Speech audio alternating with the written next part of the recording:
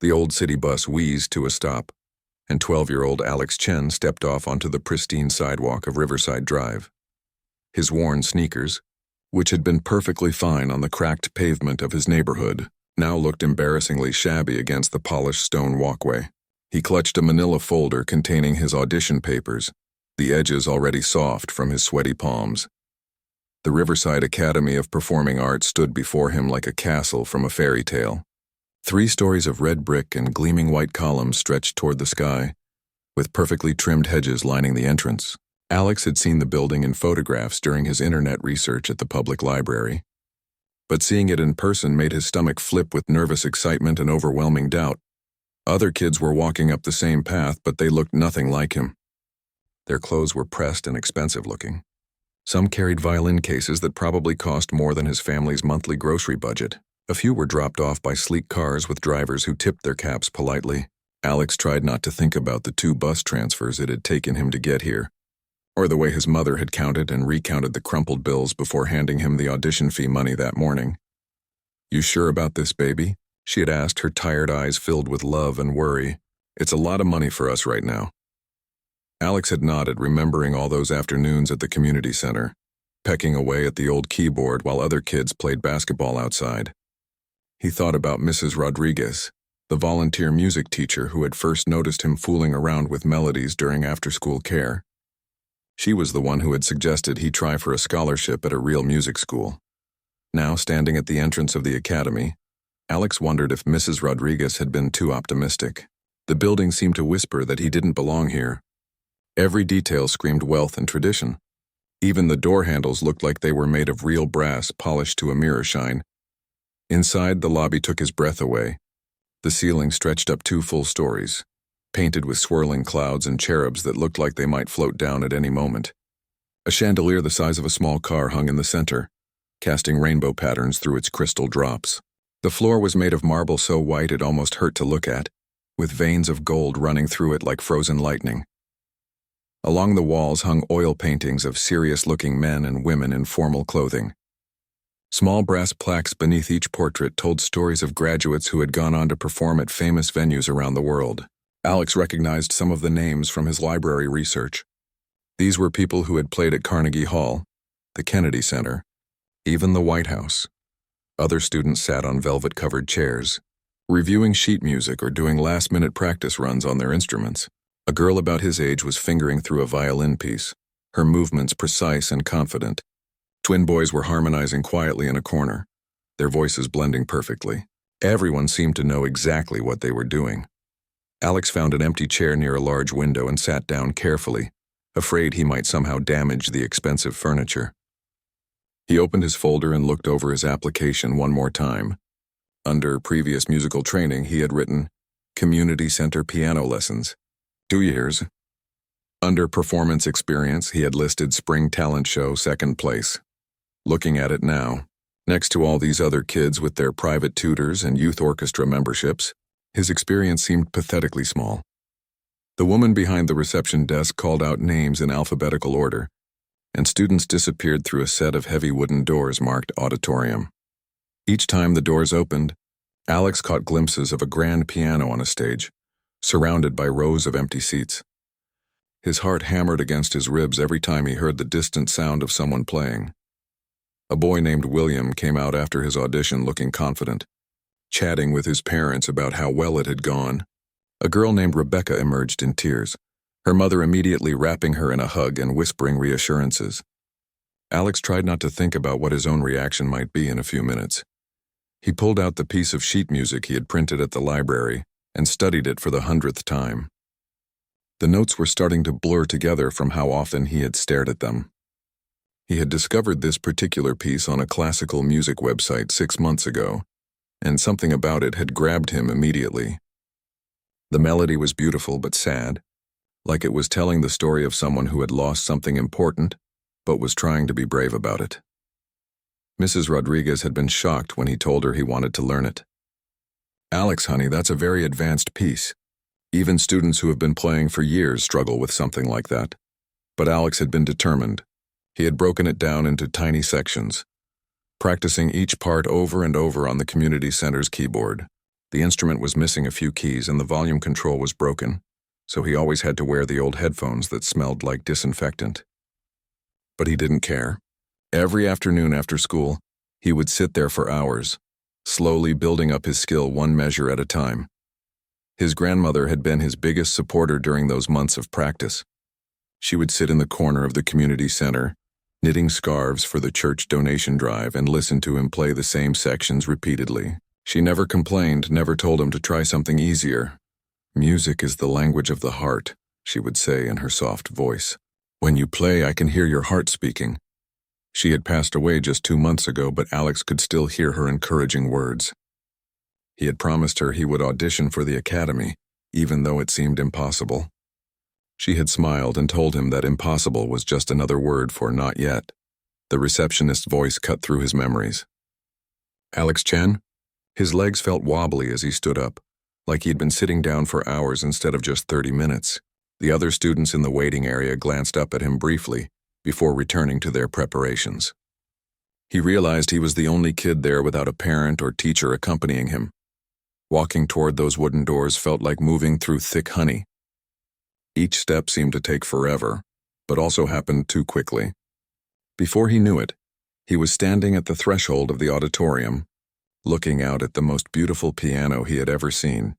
The instrument was a glossy black grand piano that seemed to glow under the stage lights. It was easily 3 times the size of the keyboard at the community center. The bench was covered in leather that looked soft enough to sleep on. This was the kind of piano he had only seen in videos online or in the windows of expensive music stores downtown. Behind a table in the front row sat 3 adults who would decide his future in the next few minutes. Alex took a deep breath, straightened his shoulders, and walked onto the stage that would either launch his dreams or crush them completely. The 3 judges sat behind a long table covered with a crisp white cloth. Papers were scattered across the surface, along with coffee cups and a pitcher of ice water that caught the stage lights like tiny diamonds. Alex could see his application among the stack, looking thin and humble next to the thick portfolios of other students. The man in the center was clearly the one in charge. Director Harrison Webb had silver hair slicked back perfectly and wore a dark suit that probably cost more than Alex's family spent on clothes in a year. His pale blue eyes moved across Alex's appearance with the speed of someone conducting a quick inspection, and Alex could practically see the disappointment settling across his features. To the director's left sat a woman with curly red hair and kind eyes, Professor Linda Martinez.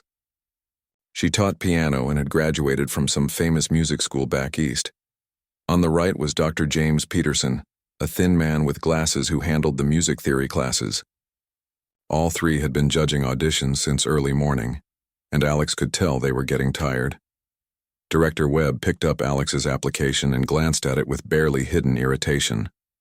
He had been running the Riverside Academy for almost 30 years, and his reputation for discovering talent was known throughout the music world. Some of the biggest names in classical music had started their careers right here on this very stage. But lately, the quality of students coming through those doors had been declining, and it was making him question whether young people still had what it took to master the classics. "Alex Chen," Director Webb said, pronouncing the name like he was reading from a grocery list. "It says here you've been studying piano for 2 years at a community center." He looked up with raised eyebrows. 2 years.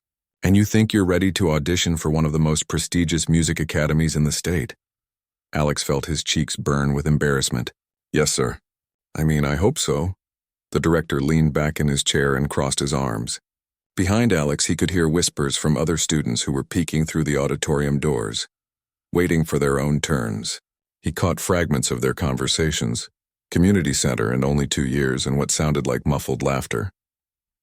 "Young man," Director Webb continued, his voice carrying the tone of someone who had dealt with countless hopeful but unqualified students. "Do you understand what kind of institution this is? We have students here who have been training since they could barely walk.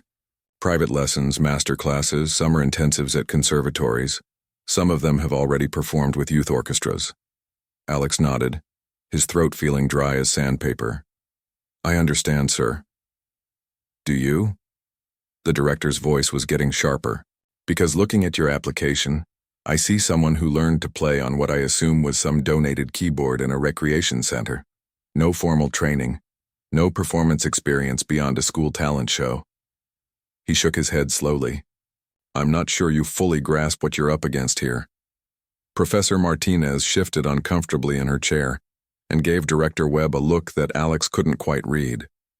Dr. Peterson was studying Alex with curious eyes, as if he was trying to figure out some kind of puzzle. Alex felt his grandmother's voice in his head. When people try to make you feel small, that's when you need to stand the tallest. He straightened his shoulders and looked directly at Director Webb. I know I don't have the same background as other students, sir, but I've worked really hard, and I love music more than anything. I was hoping you might give me a chance to show what I can do. Director Webb let out a short laugh that didn't sound amused. Love, that's what they all say. He stood up from his chair and walked around the table, his expensive shoes clicking against the polished floor. Let me tell you something, young man. Love isn't enough in this business. Talent isn't even enough. You need training, discipline, and years of proper instruction to even begin to understand what real music is about. The director stopped directly in front of the stage, looking up at Alex with undisguised skepticism. I've been doing this for 3 decades. I've seen thousands of students walk across this stage. I can usually tell within the first few notes whether someone has genuine potential or if they're just another dreamer who watched too many movies about overnight success.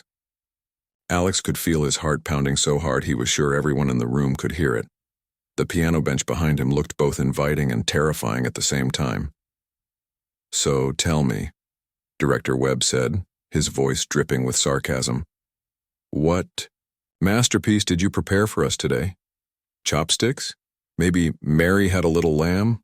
Or perhaps you found some simplified version of a real piece on the internet and convinced yourself you could handle it. The other students who had been whispering behind the doors fell completely silent. Even Professor Martinez looked shocked by the director's harsh tone. Alex could feel dozens of eyes watching him, waiting to see if he would crumble under the pressure. I prepared Rachmaninoff's Piano Concerto No. 2, Alex said quietly. The first movement. The silence that followed was so complete that Alex could hear the hum of the air conditioning and the distant sound of traffic outside. Director Webb's eyebrows shot up so high they almost disappeared into his hairline. Dr. Peterson actually dropped his pen. Professor Martinez leaned forward in her chair like she hadn't heard correctly. I'm sorry, Director Webb said slowly. Did you just say Rachmaninoff? Sergei Rachmaninoff's second piano concerto? Yes, sir. The same piece that graduate students struggle with? The one that requires years of advanced technique to even attempt? The director's voice was getting louder with each word. You think you can play one of the most challenging pieces in the classical piano repertoire after 2 years of lessons at a community center? Alex felt like the floor might open up and swallow him whole, but he managed to nod. Director Webb threw back his head and laughed, but it was not a pleasant sound. It echoed off the high ceiling and seemed to bounce around the room like something alive and cruel. Several students behind the doors began giggling along, though they tried to muffle the sound with their hands. This is rich, the director said, wiping tears from his eyes. This is absolutely rich. A kid with 2 years of amateur training thinks he can tackle Rachmaninoff. He turned to address Professor Martinez and Dr. Peterson. Did you hear that? Rachmaninoff. Professor Martinez looked uncomfortable. Harrison, maybe we should just listen to what he's prepared. Oh, we're going to listen, Director Webb said, turning back to Alex with a gleam in his eyes that looked almost predatory. We are absolutely going to listen, because I want to see just how far delusion can take someone. He walked closer to the stage, his voice dropping to a level that somehow seemed more threatening than when he had been shouting. Here's what's going to happen, young man. You're going to sit at that piano and attempt to play a piece that you have no business even looking at. And when you fail spectacularly, maybe you'll understand that music isn't a game where enthusiasm can replace actual skill. The director paused, seeming to consider his next words carefully. A slow smile spread across his face, and Alex realized, with growing dread, that whatever was coming next was going to be even worse than what had already happened. In fact, Director Webb said, his voice carrying clearly to every corner of the auditorium, I'm so confident that you cannot possibly play Rachmaninoff with any degree of competence that I'm willing to make you a promise. If you can actually play that piece, and I mean really play it, not just stumble through it while hitting a few correct notes, then I will get down on my knees right here on this stage and personally apologize for every doubt I've expressed about your abilities. The challenge hung in the air like a thunderclap, and Alex realized that his entire future had just been reduced to the next few minutes at that beautiful, terrifying piano. Alex stared at the piano bench, his legs feeling like they were made of cement. Director Webb's challenge echoed in his ears, and he could feel the weight of every pair of eyes in the auditorium pressing down on his shoulders. The whispers from the other students had died completely, leaving only the sound of his own breathing and the soft hum of the overhead lights. He thought about turning around and walking out. It would be so easy. He could mumble some excuse about feeling sick, grab his folder, and catch the next bus home. His mother would understand. She might even be relieved that they wouldn't have to worry about expensive tuition or trying to fit into a world where they clearly didn't belong. But then he remembered his grandmother's funeral 2 months ago. She had been lying in that simple wooden casket, wearing her best church dress, and Alex had leaned over to whisper a promise in her ear. "I'm going to do it, Grandma. I'm going to audition for that music school just like you wanted, and I'm going to play so beautifully that everyone will know you were right about me." Taking a deep breath, Alex walked the final few steps to the piano bench and sat down carefully. The leather was even softer than it had looked, and the bench was the perfect height.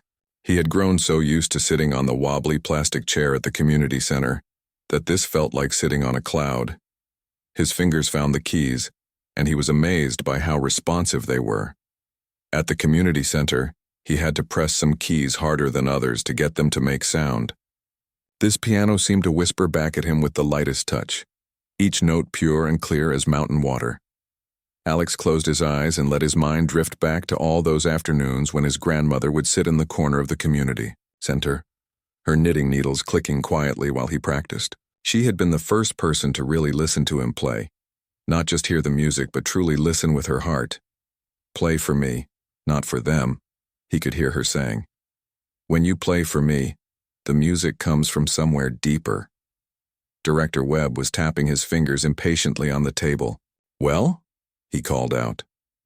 "Are we going to sit here all day, or are you going to attempt this masterpiece you claim to know?" Professor Martinez shot the director a sharp look and then smiled encouragingly at Alex. "Take your time, sweetheart. Start whenever you're ready." Alex positioned his hands over the keys and took one final deep breath. Then he began.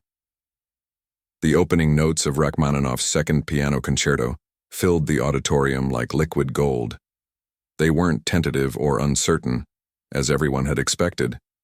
They were confident, warm, and filled with an emotion that seemed impossible for someone so young to understand, let alone express. Director Webb's smirk disappeared so quickly it was like someone had slapped it off his face. He leaned forward, in his chair, his eyes wide with something that looked like shock. The melody that flowed from Alex's fingers was hauntingly beautiful. Each note seemed to hang in the air for just the right amount of time before dissolving into the next one. His left hand provided a steady, powerful foundation, while his right hand danced across the higher keys with the grace of a master pianist. Professor Martinez felt goosebumps rise along her arms. She had heard this piece performed hundreds of times by students, professionals, and world-renowned artists. But there was something different about the way Alex was playing it. It wasn't just technically correct, though his technique was surprisingly flawless for someone with so little formal training. It was the emotion behind every note, the story he was telling through the music. Dr. Peterson had stopped taking notes entirely. His pen lay forgotten on the table as he stared at the young boy who was somehow channeling the soul of one of history's greatest composers. The piece was notoriously difficult, requiring years of study to master its complex rhythms and demanding fingerwork. Yet Alex was navigating through it like he had been born knowing every note. Behind the auditorium doors, the other students had stopped whispering completely. Some had pressed their faces against the small windows, trying to get a better view of what was happening. A few had quietly opened the doors just a crack so they could hear better. Word was spreading quickly through the waiting area that something extraordinary was taking place on stage. Alex was completely lost in the music now. His eyes remained closed, but his fingers knew exactly where to go. All those hours of practice on the broken keyboard, all those afternoons when other kids were outside playing while he sat with headphones that smelled like disinfectant, had led to this moment. Every repetition, every time he had stopped to work out a particularly difficult passage, every day when his hands had ached from practicing the same sections over and over, it had all been worth it. The community center keyboard had been missing several keys, so Alex had learned to adapt, to find creative ways around the broken spots. On this magnificent grand piano, with all 88 keys responding perfectly to his touch, his adaptations had become artistic choices that made his interpretation unique and powerful. As he moved into the piece's more challenging middle section, Alex's whole body began to move with the music. He swayed slightly on the bench, his shoulders rising and falling with the emotional peaks and valleys of the composition. His grandmother had always told him that music wasn't just about his fingers. It was about his whole heart, his whole soul expressing itself through sound. Director Webb found himself holding his breath. In 30 years of directing the academy, he had heard thousands of auditions. He had discovered students who went on to perform at Carnegie Hall, who recorded albums that won awards, who became household names in the classical music world. But he had never in all those years heard a first-time audition that made his hands tremble the way they were trembling now. The boy wasn't just playing the notes correctly. He was telling a story that seemed to reach into every person's chest and squeeze their heart. The music spoke of longing and hope, of dreams that seemed impossible but refused to die. It was as if Rachmaninoff himself was sitting at that piano, pouring his soul out through the keys. Professor Martinez wiped away a tear that had somehow escaped down her cheek. She thought about all the students she had taught over the years, many of them from wealthy families with every advantage money could buy. They had technique, training, and opportunity, but most of them lacked the one thing that couldn't be purchased or taught in a classroom: the ability to make people feel something profound through music. As Alex approached the piece's dramatic climax, his playing became even more intense. The piano seemed to sing under his touch, producing sounds that revealed layers of meaning most professional pianists struggled their entire careers to achieve. His left hand thundered through the bass notes while his right hand soared through melodies that seemed to reach straight up to heaven. The students watching through the cracked doors had gone completely silent. Even the ones who had been laughing at Alex just minutes before were now staring in amazement. They were witnessing something they would remember for the rest of their lives, the moment when raw talent and pure passion combined to create something that transcended technical skill and entered the realm of pure. Art director Webb realized that his mouth was hanging open slightly, and he closed it with a snap. His face had gone pale and his hands were gripping the edge of the table so hard his knuckles had turned white. This wasn't just a good audition. This wasn't even just a great audition. This was the kind of performance that reminded him why he had fallen in love with music in the first place, back when he was young and believed that art could change the world. As Alex moved deeper into the piece, something magical began to happen in the auditorium. The music wasn't just filling the space anymore, it was transforming it. The cold marble walls that had seemed so intimidating when he first walked in now seemed to embrace the sound, making every note richer and more powerful. The crystal chandelier above caught the vibrations and seemed to shimmer with each crescendo. Word had spread throughout the entire academy. Teachers who had been in their offices grading papers quietly slipped into the back of the auditorium. Staff members who had been working in the administrative wing found excuses to walk past and listen. Even the maintenance crew had stopped their work, drawn by the extraordinary music flowing from the grand piano. Dr. Peterson had given up all pretense of taking notes. His clipboard lay forgotten on the table as he watched Alex with the kind of wonder he hadn't felt since he was a child, attending his first symphony concert. The boy's technique was unlike anything he had seen in his 20 years of teaching. It was unorthodox, clearly self-taught, but it was also deeply musical in ways that couldn't be learned from textbooks or standard teaching methods. Alex's left hand was providing a foundation that rumbled like distant thunder, while his right hand painted melodies that soared and dove like birds riding invisible wind currents. His posture wasn't textbook perfect. His shoulders moved with the music, his head tilted slightly as if he was listening to something only he could hear. But every movement served the music. Every gesture had purpose and meaning. Professor Martinez found herself thinking about the conversation she had with Director Webb just that morning. He had complained about the declining quality of applicants, wondering aloud if young people today had lost their connection to serious music. She wished she could go back in time and tell him that in just a few hours, he would witness something that would restore his faith completely. The other students who had been waiting for their auditions were now pressed against the doors and windows, some standing on chairs to get a better view. The girl who had been practicing violin earlier whispered to her friend, "I've never heard anyone our age play like that." The twin boys who had been harmonizing in the corner stood with their mouths open, realizing that whatever they had planned to perform would pale in comparison to what they were hearing now. As Alex approached the piece's most technically challenging section, his playing became even more intense. His fingers moved across the keys with incredible speed and precision, but somehow it never felt rushed or mechanical. Each note was perfectly placed, perfectly timed, and filled with emotional weight that seemed impossible for someone so young to carry. Director Webb's mind was racing. He had built his entire reputation on being able to spot talent within the first few measures of any performance. His ability to separate the truly gifted from the merely competent had made the Riverside Academy one of the most respected institutions in the country. But this boy had completely blindsided him. In 30 years, he had never been so completely wrong about a student. The worst part was that his cruel challenge was still hanging in the air. His promise to kneel and apologize if Alex could truly play Rachmaninoff was now looking less like a safe bet, and more like a commitment he would actually have to fulfill. The thought made his stomach churn with a mixture of embarrassment and grudging respect. Alex was completely unaware of the chaos his performance was causing around him. He was lost in a world where only he and the music existed. His grandmother's voice seemed to whisper encouragement with every phrase. All the afternoons when kids had made fun of him for choosing piano practice over basketball, all the times he had felt embarrassed about his second-hand clothes and his family's beat-up car, all the moments when he had wondered if his dreams were too big for someone like him, it all faded away under the power of the music flowing from his fingertips. The piece was building toward its magnificent conclusion now, and Alex could feel every person in the auditorium holding their breath. The melody soared higher and higher, each note more powerful than the last. His whole body was involved in creating the music now, his shoulders, his back, even his legs working the pedals with the instinct of someone who understood that piano playing was about much more than just finger technique.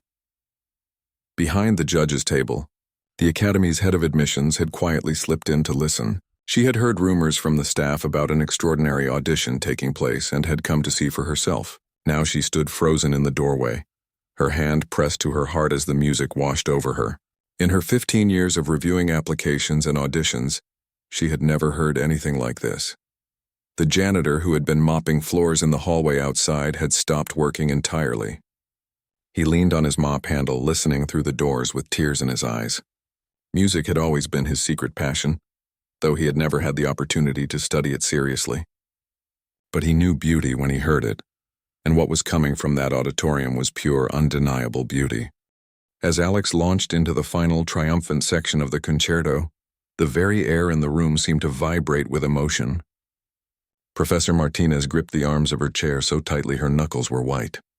She had performed this same piece herself as a graduate student, had taught it to dozens of advanced pupils over the years, but she had never heard it played with such raw emotional power, such complete understanding of what Rachmaninoff had been trying to say when he composed it.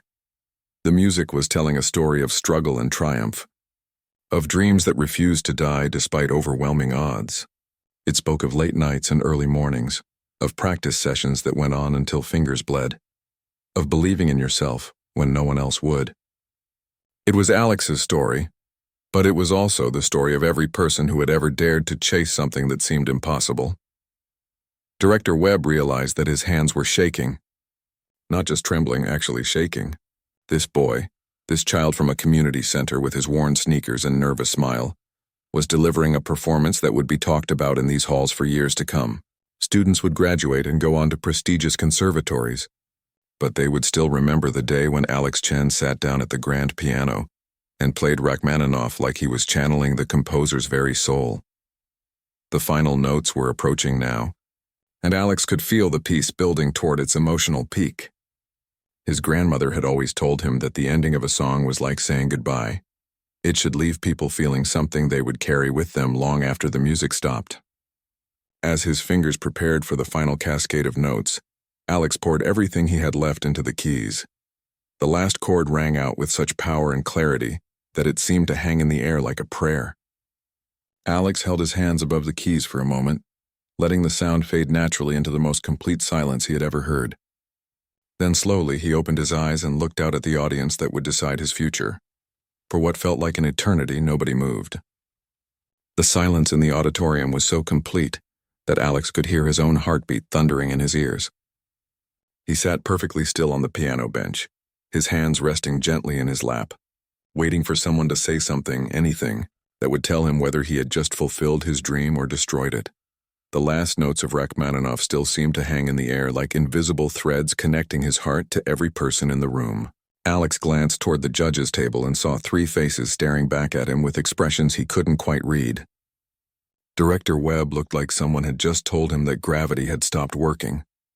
Professor Martinez had tears streaming down her cheeks, making no effort to wipe them away. Dr. Peterson was shaking his head slowly, not in disapproval, but in the way people do when they can't quite believe what they've just witnessed. Behind the auditorium doors, Alex could see the faces of other students pressed against the windows. Some had their mouths hanging open. Others were whispering frantically to each other. A few were wiping their own eyes, clearly moved by what they had just heard. Director Webb was the first to break the spell. He stood up slowly from his chair, his legs seeming unsteady beneath him. For 30 years, he had prided himself on being able to maintain professional composure no matter what happened in these auditions.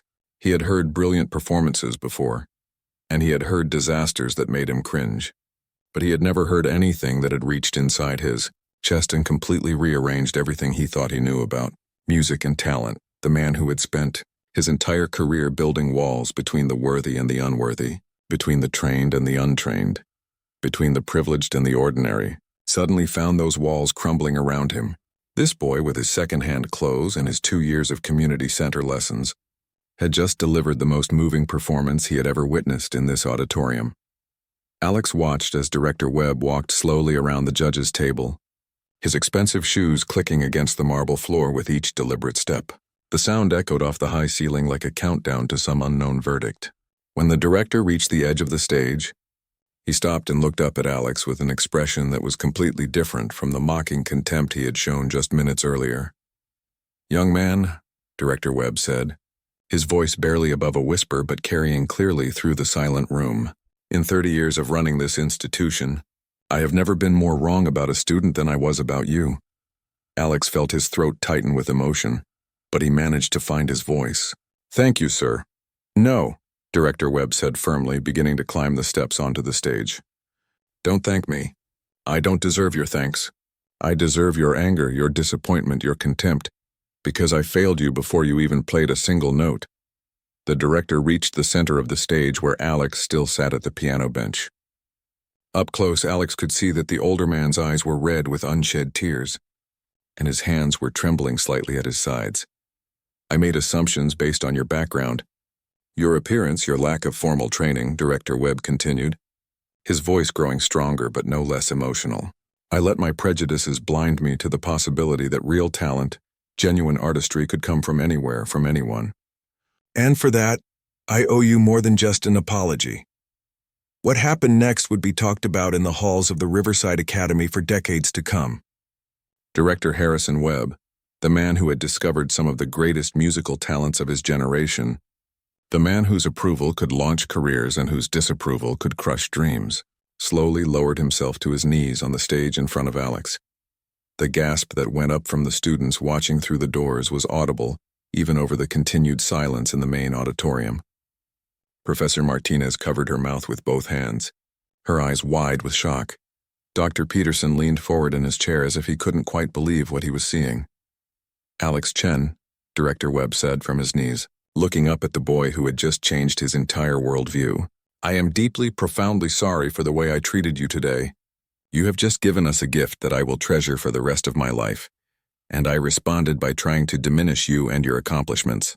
That was wrong. It was unfair. and it was beneath the standards that this institution should represent. Alex stared down at the silver-haired man kneeling before him, feeling overwhelmed by emotions he didn't have names for. Part of him wanted to tell the director to stand up, that the apology wasn't necessary. But another part of him, the part that had been hurt by the mockery and the assumptions, needed to hear these words. "Sir," Alex said softly, "you don't need to kneel. I understand that you hear a lot of students, and most of them probably aren't very good. I don't blame you for being skeptical. But I should have listened with my ears, not my eyes," Director Webb replied, still on his knees. "I should have given you the same respectful attention I would give to any student brave enough to audition here. Instead, I let my prejudices make me cruel, and cruelty has no place in music." Behind the judges' table, Professor Martinez was crying openly now. In all her years of working with Director Webb, she had never seen him show this kind of vulnerability, this kind of genuine remorse. She knew that what she was witnessing wasn't just an apology. It was a fundamental change in a man who had forgotten what it meant to be surprised by the beauty of music. The director finally stood up, brushing invisible dust from his suit pants, and extended his hand to Alex. "Would you consider giving this old fool a chance to make things right? I would be honored, truly honored, to offer you a full scholarship to the Riverside Academy, along with my personal guarantee that you will receive the finest musical education we can provide." Alex felt his heart leap in his chest. A full scholarship. Everything he had dared to dream about, everything his grandmother had believed he could achieve, was being offered to him by the same man who had mocked him just minutes earlier.